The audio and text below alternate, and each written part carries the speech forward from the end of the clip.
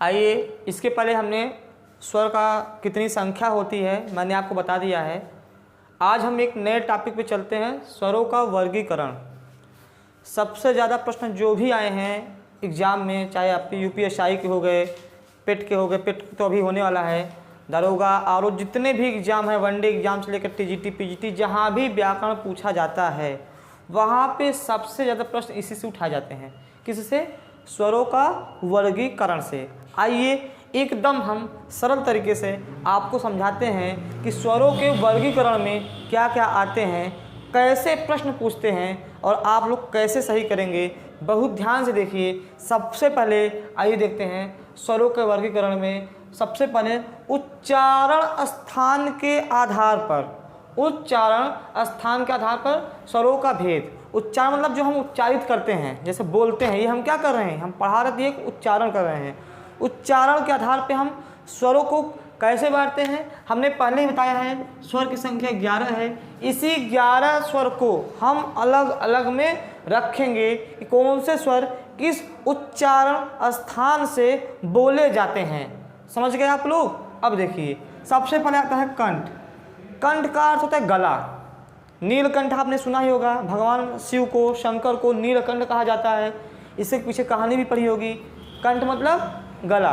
तो ठीक उसी प्रकार जो भी स्वर गले की सहायता से बोले जाते हैं या गले के सहारे से बोले जाते हैं, उन्हें हम क्या कहते हैं? ये कंठ कहते हैं। क्या कहेंगे? कंठ। तो कंठ में कौन सा स्वर आता है? अ और आ। ये दोनों जो हैं हमेशा कंठ से बोले जाते हैं। आप समझ गए?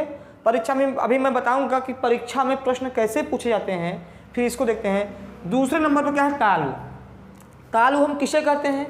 जीभ का जो ऊपरी भाग है, जिसको छत बोलते हैं, जीभ के ऊपरी भाग को हम तालु कहते हैं। और तालु में कौन कौन से स्वर आते हैं? आपका छोटी ई और बड़ी ई, ये आपके तालु में आते हैं। तीसरा क्या है? होंठ। होंठ का अर्थ होता है होंठ। क्या होता है? होंठ। होंठ पे बहुत सारी चीज़ें बनी हैं, गाना बना है, आप लोग तो जानते ही होंगे। तो अब आप समझिए, होंठ में कौन कौन से स्वर आते हैं? आपका ओ और औ, अर्थात जो स्वर होंठ के सहारे से बोले जाएं उन्हें होंठ स्वर कहते हैं। जैसे ओ और औ, ये हमारा जो दोनों होंठ है, इसका प्रयोग बोलने में इसका प्रयोग हो रहा है। देखिए, ओ और औ। ठीक, चलिए अब आते हैं चौथे नंबर पे, मूर्धन्य पे। मूर्धन्य का अर्थ होता है कि हम ऐसा कोई स्वर बोलें जिससे हमारी जीभ मुड़ जाए। जीभ, हाँ, जिसमें जीभ मुड़ जाती है उसे हम मूर्धन्य बोलते हैं। ठीक, इसमें कौन सा आता है? री, ऋषि वाला री। चलिए अब आते हैं पांचवें नंबर पर, कंठ और तालु।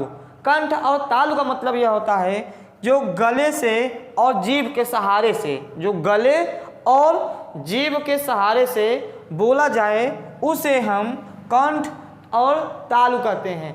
ध्यान दीजिए, आपको हमने कल पिछले वीडियो में संयुक्त स्वर पढ़ाया था। पढ़ाया था नहीं पढ़ाया था? हाँ, याद आया? ठीक, संयुक्त स्वर पढ़ाया था। वहाँ पर हमने बताया था कैसे क्या बनेगा। अब देखिए कैसे आप पहचानेंगे। कंठ क्या है? हमने ये लिख दिया कंठ। कंठ में क्या आ रहा है? अ आ रहा है। तालु में क्या आ रहा है? क्या आ रहा है? देखिए, ई आ रहा है। मैंने कल क्या बताया था? संयुक्त स्वर में अ और ई मिलके क्या बनेंगे?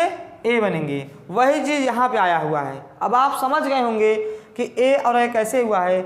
आप कंठ का ले लेंगे और तालु का ले लेंगे, दोनों को मिला देंगे, दोनों स्वर को, तो इसकी ए निकलेगा। ठीक, उसी प्रकार कंठ और ओष्ठ, अर्थात जो गले से और होंठ के सहारे से बोले जाएं, जो गले से भी और होंठ के सहारे से दोनों को मिलके जो बोले जाएं, उन्हें हम कंठोष्ठ भी कहते हैं। इसको हमने संधि नहीं किया हुआ है, अलग अलग किया हुआ है, कंठ और होष्ठ। होष्ठ का अर्थ होता है होंठ, ये जो है। ठीक, तो अब आपको मैंने बता दिया कि ये स्वरों का उच्चारण स्थान है। किसके आधार पे? उच्चारण आधार पे, उच्चारण स्थान के आधार पे। चलिए देखिए इसमें से प्रश्न कैसे पूछेगा। अब ये भी मैं बता दे रहा हूँ आपको, तो प्रश्न जानना बहुत ही जरूरी है कि कैसे प्रश्न पूछता है। अब देखिए, हमने एक प्रश्न दिया कंठ है, ये आपका प्रश्न आ गया। ठीक, अब विकल्प जो 4 रहेगा अ, ई, ओ, री, ये आपको 4 विकल्प दे दिया गया। अब आप देखेंगे कि मैंने आपको एकदम अच्छे से पढ़ाया कि कंठ में कौन से स्वर आते हैं, तो आप किस पे लगाएंगे बताइए आप लोग। हाँ बिल्कुल सही, आप जो है कंठ जो है अ पे लगाएंगे, अतः यह विकल्प सही है। आप समझ गए होंगे। दूसरा प्रश्न पूछिए, होस्ट है, ये आपका क्वेश्चन आ गया, होस्ट है।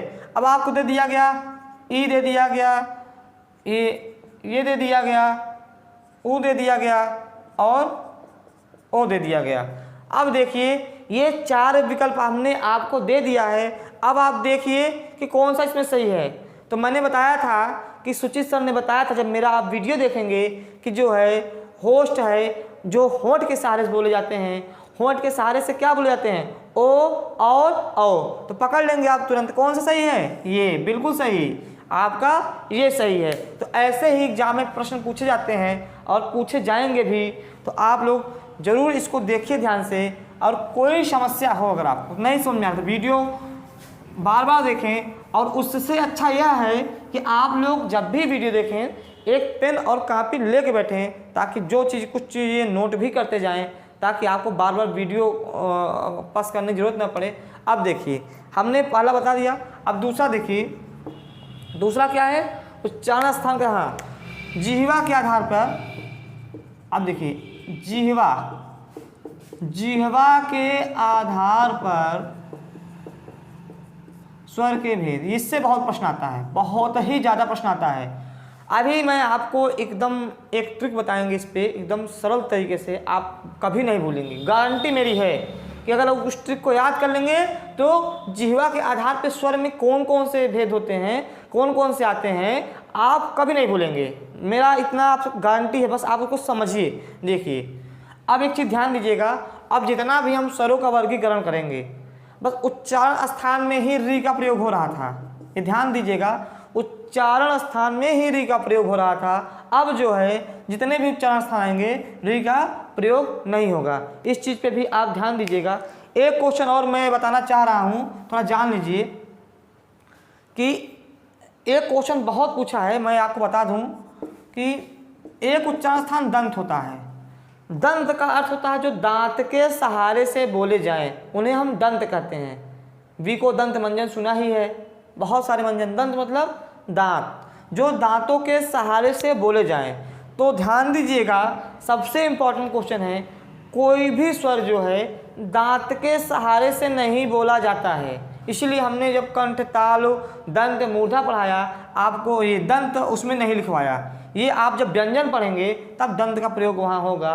परीक्षा में पूछेगा कैसे कि किस उच्चारण स्थान में एक भी स्वर नहीं आते हैं, किस उच्चारण स्थान में एक भी स्वर नहीं आते हैं, आप लोग क्या लगाएंगे, दंत। दंत में जो है एक भी स्वर नहीं आते हैं। यही आपका गलत होता है, आप भ्रम खा जाते हैं। इस चीज़ पे बहुत ही ध्यान देने की ज़रूरत है। इसीलिए मैं आपका जहाँ भी क्वेश्चन डाउट होने का चांस रहता है या गलत होने का चांस रहता है, तो मैं आपको वहाँ पे चीज़ें स्पष्ट कर देता हूँ। अब आप समझ ही गए होंगे कि इसमें से कैसे क्वेश्चन पूछते हैं। अब देखिए, अब आगे बढ़ते हैं दूसरे पे, जिह्वा के आधार पे स्वर के भेद। जिह्वा का अर्थ क्या होता है, जीभ। जिह्वा का अर्थ क्या होता है, जीभ। जो स्वर जीभ के सहारे से बोला जाए उसे हम क्या कहेंगे, जिह्वा कहेंगे, जिह्वा। अब देखिए इसमें से जो 10 स्वर हैं हमने पहले बता दिया कि जो री है अब इसका प्रयोग नहीं होगा। तो बच्चे कितने स्वर, 10 स्वर। अब 10 स्वर को हम जिह्वा के आधार पे बांटते हैं कि किसमें कौन सा स्वर रहेगा। चलिए अब देखते हैं कौन कौन सा है। इसको हम 3 भागों में बांटते हैं। पहला क्या है, अग्र स्वर, दूसरा मध्य स्वर, तीसरा पश्च स्वर। अब देखिए ये मैं लिखवा रहा हूँ ताकि इसको ये भी कभी परीक्षा में पूछ लेता है कि जिह्वा के आधार पे स्वर को कितने भागों में बांटा गया है। तो विकल्प रहेगा 3, 4, 5, 6, ये आपका विकल्प दे दिया। ऐसे भी हमने पहले ही कहा था कि सबसे ज़्यादा अगर स्वर में कहीं से क्वेश्चन पूछे जाते हैं तो स्वरों के वर्गीकरण से पूछे जाते हैं। तो आप लोग जब इस वीडियो को देखेंगे तो आप कभी भी एग्जाम में गलत नहीं करके आएंगे, एकदम सही करके आएंगे। तो जिह्वा के आधार पे स्वर के कितने भेद होते हैं, तो मैंने क्या बताया है, 1 2 3। तो आप कौन सा विकल्प लगाएंगे, 3, पहला वाला विकल्प लगाएंगे, तो आपका क्वेश्चन सही हो जाएगा। अब आइए देखते हैं कि अग्र स्वर में कौन सा स्वर रहेगा, मध्य स्वर में कौन सा स्वर रहेगा और पश्चात स्वर में कौन सा स्वर रहेगा। तो देखिए, इससे पहले हम पूरे स्वर लिख लेते हैं ताकि आपको दिक्कत ना हो। तो देखिए, इसको हम लिख ले रहे हैं।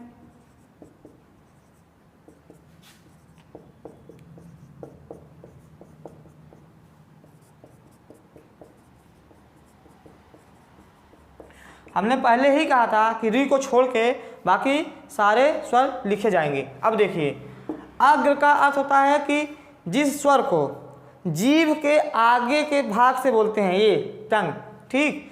हम जिस स्वर को जीभ के आगे के भाग से बोलते हैं उसे हम क्या कहेंगे, अग्र स्वर। जीभ के आगे के भाग से, आगे के भाग से, जीभ के आगे के भाग से कौन सा स्वर बोला जाता है, अग्र स्वर। फिर जीभ के बीच या मध्य भाग से, बीच या मध्य भाग से कौन सा स्वर बोला जाता है, आपका मध्य स्वर बोला जाता है। तीसरा क्या है, पश्च। पश्च का अर्थ होता है पीछे, पश्च का अर्थ होता है पीछे। जो जीभ के पिछले भाग से बोला जाता है जो स्वर, उसे हम क्या कहेंगे, पश्च स्वर कहेंगे। इतना आप समझ गए। आपसे कोई भी पूछेगा अग्र स्वर किसे कहते हैं, मध्य स्वर किसे कहते हैं, पश्चात स्वर किसे कहते हैं। अब ये जो 10 जो ये स्वर हैं, इसी को हम बांटेंगे कि कौन से अग्र स्वर में रहेंगे, कौन से मध्य स्वर में रहेंगे और कौन से पश्चात स्वर में रहेंगे। इसको हम देखिए, इसको हम इस पे लिखते हैं। आपको हम एक ट्रिक बताने जा रहे हैं एकदम सरल तरीके से। अब देखिए, ट्रिक को खूब अच्छे समझिएगा कि किसमें क्या रखेंगे। आप उसको समझ जाएंगे तो 1 मिनट के अंदर आप उसको रख देंगे। देखिए, हम पहले क्या किए, ऐसे लिख लिए,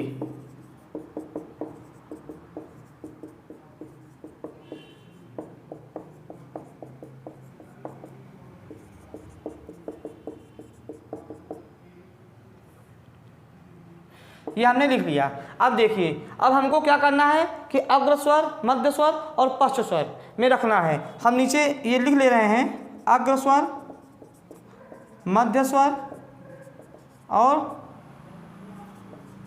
पश्चात स्वर।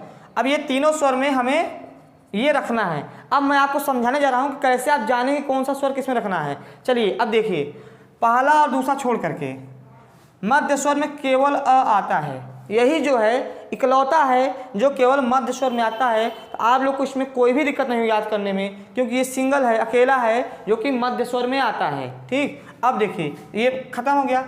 अब देखिए, हम इसका जो है ऐसे गोला बना लिए, जोड़ी बना लिए। क्या बना लिए, हम इसका जोड़ी बना लिए आप लोग। पहला तो मध्य स्वर में चला गया, इसको छोड़ दीजिए। अब ई उ ई ये जो बना है दोनों का, आप दोनों का जोड़ी बना लीजिए। अब देखिए, अग्र का अर्थ मैंने क्या बताया था, आगे। तो इसको आप क्या करेंगे, आगे लिखेंगे। देखिए, बहुत सरल तरीके से मैं समझा रहे हैं। फिर पीछे, फिर आगे, फिर पीछे। आपको बस यही याद करना है कि आगे पीछे। आप ऐसे 10 स्वर लिख लीजिए। अ जो है इकलौता मध्य स्वर में है, समझ गए आप। फिर आ को छोड़ दीजिए, अभी उसको भी हम रखेंगे। इसके बाद हम ई, क्योंकि ये जो समानांतर स्वर हैं इनको हमको एक बॉक्स में गोला बना देना। जो समानांतर स्वर हैं, जैसे ई समान स्वर हैं, उ समान स्वर हैं, ए समान स्वर हैं, ओ समान स्वर हैं, तो हमने इसको जोड़ी बना लिया। अब हमने क्या किया, अग्र का अर्थ आगे होता है, पश्च का अर्थ पीछे होता है, ऐसे हमने जोड़ी बना लिया। अब आप देखिए किसमें क्या रखना है, अब आप समझिए। आगे क्या रखना है, अग्र, ई और ई। अब समझ में आ रहा है। अब देखिए, पीछे क्या रखना है, उ और उ। फिर आगे क्या रखना है, ए और ए, ठीक। फिर देखिए, अब क्या बचा है, पीछे क्या रखना है, ओ और। देखिए, 1 सेकंड में आपका एकदम हमने सॉल्व कर दिया कि कैसे कहाँ रखना है। अब बचता है आ। क्या बचता है, आ। अब आप सोचेंगे आ को हम अग्र में रखें कि पश्चिम में रखें, ये क्वेश्चन उठता है। लेकिन ध्यान दीजिए कि अ जब मध्य में है तो आ के बाद आ रहा है तो किस में जाएगा? हाँ बताइए, पश्चिम में जाएगा। ये क्या हो गया? पश्चिम में, क्योंकि जो अ है ये मध्य में चला गया है तो हमेशा अ के बाद आ आता है और उसी प्रकार मध्य के बाद पश्च आता है, तो जो यह आपका है यह आ पश्चिम में चला गया। तो हमने क्या बताया? जिह्वा के आधार पे हमने स्वर का वर्गीकरण किया। एक ट्रिक के माध्यम से हमने बताया कि आप 10 स्वर लिख लीजिए और अ को अ इकलौता जो है वह मध्य स्वर में है और आ को भी छोड़ दीजिए। ई उ सबका ऐसा बना दीजिए गोला टाइप का और आगे पीछे लिख के सब में आप सेट कर दीजिए। अब आप पकड़ लेंगे इसके। देखिए अब हम आपसे इसमें कैसे प्रश्न पूछे जाते हैं ये हमको बता रहे हैं। पूछ लिया अग्रस्वर है, ये आपका क्वेश्चन आ गया कि अग्रस्वर है, तो अग्रस्वर में विकल्प दे दिया ई उ री ओ, ये आपका विकल्प दे दिया। तो आप क्या लगाएंगे? जब आपको अगर नहीं आ रहा है या कभी कंफ्यूज हो गए तो तुरंत जो सोचेंगे, जो मैंने ट्रिक आपको बताया अभी हाल ही में, उस ट्रिक को तुरंत फॉलो करिए। 1 सेकंड में आप जान जाएंगे कौन सा अग्रस्वर में है। तो अग्रस्वर में कौन सा है? आपका ई है, आप समझ गए होंगे। इसी प्रकार बहुत सारे प्रश्न हैं, जैसे मध्य स्वर है, मध्य स्वर है आपका दे दिया अ आ ई ओ, आपका दे दिया। मैंने पहले ही बताया है कि मध्य स्वर में केवल इकलौता जो है अ है, इसके अलावा कोई भी नहीं है। तो आप इसको समझ ही जाएंगे। ऐसे प्रश्न पूछा जाता है, बहुत सारे प्रश्न पूछे गए हैं, इसलिए स्वरों का वर्गीकरण बहुत ही महत्वपूर्ण है। चलिए अब आइए हम देखते हैं तीसरा। 2 हो गया, अब देखिए तीसरा क्या है? मुख खुलने के आधार पर स्वरों के भेद। ठीक, ये भी बहुत इंपॉर्टेंट है, इससे भी बहुत प्रश्न पूछे जाते हैं। अब देखिए मुख खुलने के आधार पे मतलब कि जो हमारे 10 स्वर हैं, हमने री को पहले ही हटाया हुआ है, जो 10 स्वर हैं वो कैसे किस में जाएंगे? सबसे पहले जाइए तो मुख खुलने के आधार पे हम स्वर को 4 भाग में विभाजित करते हैं या 4 भागों में बांटते हैं। कौन कौन सा? पहले देखिए, पहला हो गया विवृत, दूसरा क्या हो गया? अर्ध विवृत, तीसरा क्या हो गया? अर्ध समृत, चौथा क्या हो गया? समृत। ये भी परीक्षा में पूछा जाता है कि मुख खुलने के आधार पर स्वर के कितनी भेद हैं या स्वर की संख्या कितनी है। तो मुख खुलने के आधार पर आप तुरंत बताएंगे कि सर ने बताया था 4 भाग या 4 भेद हैं, आप इसको समझ जाएंगे। अब देखिए कि जो हम 10 सब सारा खेल स्वर का ही है कि कौन सा स्वर किस में रखा जाएगा, ये मूल कॉन्सेप्ट है। आप समझिए कि कौन सा स्वर विवृत में रखा जाएगा, कौन सा स्वर अर्ध विवृत में रखा जाएगा, कौन सा स्वर अर्ध समृत में रखा जाएगा और कौन सा समृत में रखा जाएगा। परीक्षा में बहुत पूछ लेता है, अब पूछता भी है बार बार, तो इस चीज़ को आप ध्यान से पढ़िए। अब देखिए विवृत का अर्थ क्या होता है, सबसे पहले इसका अर्थ समझिए। जिसमें पूरा मुख खुलता हो, जिसमें या जिस स्वर को बोलने में पूरा मुख खुलता हो, ऐसे कह लीजिए, जिस स्वर को बोलने में पूरा मुख खुलता हो, जिस स्वर को बोलने में पूरा मुख खुलता है उसे हम क्या कहेंगे? विवृत। जैसे आ, हमने लिख दिया, देखिए हम आपको सिखाया आ, पूरा मुख खुल रहा है। विवृत का अर्थ ही होता है कि पूरा मुख खुल जाना, कि ऐसा स्वर जिसको हम बोलते हैं तो हमारा पूरा मुख खुल जाता है। तो ऐसा कौन सा स्वर है 10 में कि जिसको बोलने पर पूरा मुख खुल जाता है? बताइए। आ, देखिए हमें बोला आ, पूरा मुख खुल रहा है। चलिए अब आप समझ गए होंगे इसमें कौन सा केवल आता है? आ जो है वो किस में आता है? विवृत में आता है। ठीक, अब देखिए दूसरा क्या है? दूसरा क्या है?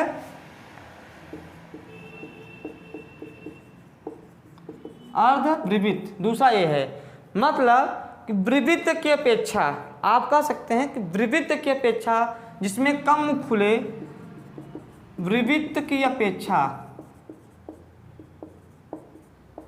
जिसमें कम मुख खुले, जिसमें कम मुख खुले, उसे हम क्या कहेंगे, अर्धविवृत। या हम कह सकते हैं कि अर्ध का मतलब होता है आधा, अर्ध का मतलब क्या होता है, आधा। जिस स्वर को बोलने में हमारा आधा मुख खुले उसे हम अर्धविवृत कहते हैं। तो आप क्या करेंगे कि अर्धविवृत। अब अर्धविवृत में कौन कौन सा आता है, देखिए, जिसकी ऐसा कौन सा स्वर है कि जिसको बोलने में हमें विवृत की अपेक्षा कम मुख खोलना पड़ता है। तो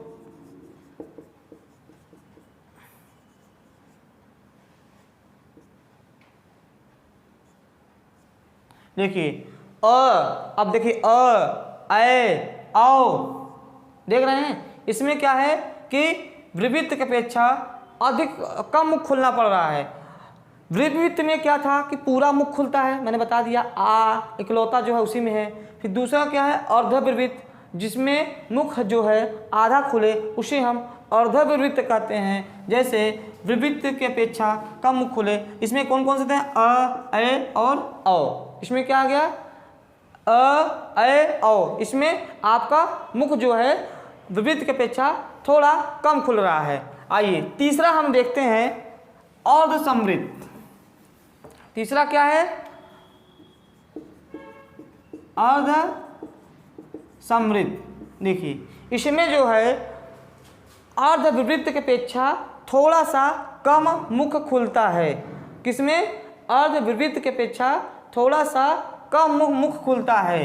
अगर आपसे पूछा जाएगा कि अर्धसमृत में किसकी अपेक्षा कम मुख खुलता है, तो आप लोग क्या लगाएंगे कि अर्धविवृत की अपेक्षा इसमें थोड़ा सा कम मुख खुलता है। ठीक, देखिए इसमें कौन कौन से स्वर आएंगे आपके, ए और औ। इसमें कौन से स्वर आएंगे, आपका ए और औ आएंगे। ठीक, क्योंकि इसमें जो है ए ओ, देखिए मुख कम खुला है, कम खुला है ना। देखिए चलिए चौथा क्या है, समृत।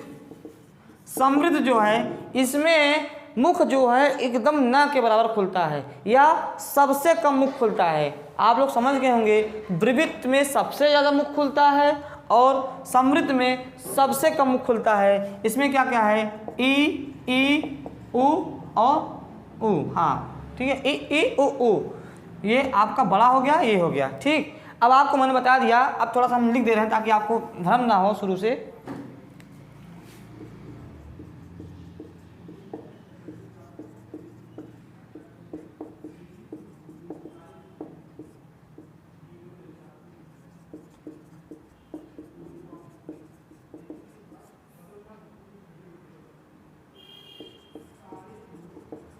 देखिए ये चार है, हमने बांट दिया।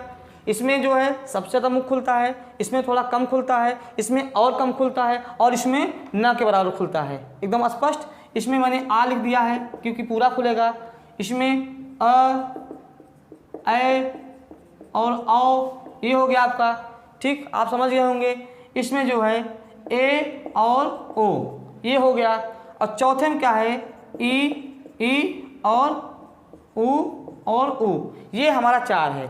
ये जो है अब आप समझ गए होंगे कि आप खुद प्रैक्टिकली करके देख लेंगे कि किसमें कम मुख खुलता है, किस में ज़्यादा मुख खुलता है। परीक्षा में पूछेगा कि ऐसा कौन सा स्वर है जिसमें पूरा मुख खुलता है, विवृत में कि अर्धविवृत में कि अर्धसमृत में कि समृत में। ऐसे भी क्वेश्चन पूछे जाते हैं। आप लगाएंगे विवृत में, या पूछ लिया कि जो ए है या समृत है कि अर्धसमृत है कि अर्धविवृत है कि विवृत है। तो आप जब जानेंगे ए जो है, इसमें बोलने के आधार पर आप समझ जाएंगे कि ये अर्धसमृत है।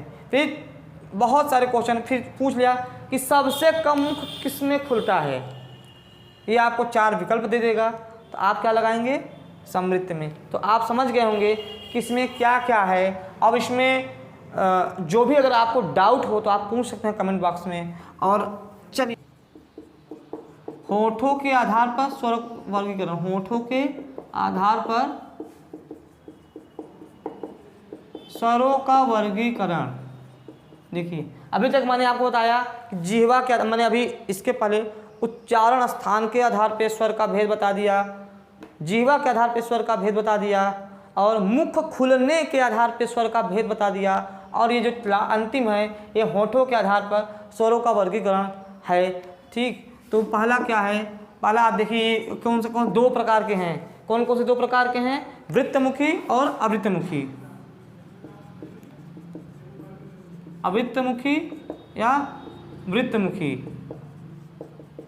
इसको कभी कभी वर्तुलाकार भी कहते हैं, उदासीन भी कहते हैं।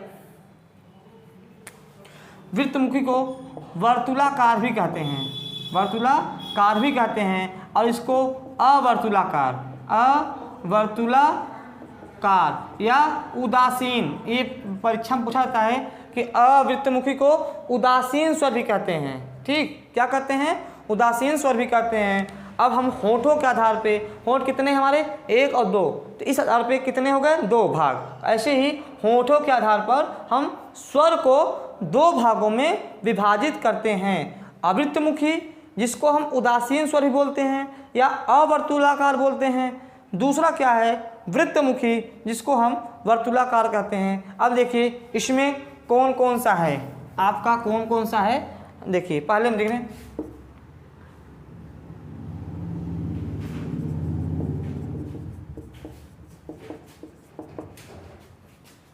देखिए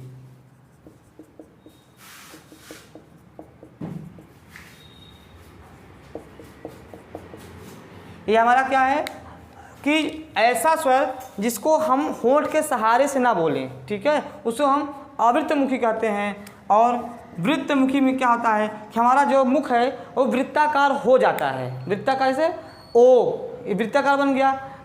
देखिए ऊ, बड़ा ऊ, ओ और औ, ये हमारे जो हैं 4 वृत्तमुखी हैं, क्योंकि इनको बोलने में हमारा जो होंठ है वो वृत्ताकार बन जाता है, इसलिए इसको हम वृत्तमुखी कहते हैं। और अवृत्तमुखी क्या होता है, जिसको बोलने में हमारा मुख वृत्ताकार नहीं बनता है। तो अ, आ, ई, ये बड़ी ई हो गया, ए और ए आपका क्या हो गया, आपका अवृत्तमुखी है, जिसको मैंने उदासीन भी बताया था। और वृत्तमुखी मतलब उ, ओ, औ। तो हमने आज जो है, अगर आपसे प्रश्न पूछा जाएगा इसमें से, कैसे पूछ सकता है प्रश्न, आप ये जानते रहिए कि अवृत्तमुखी है, अवृत्तमुखी है।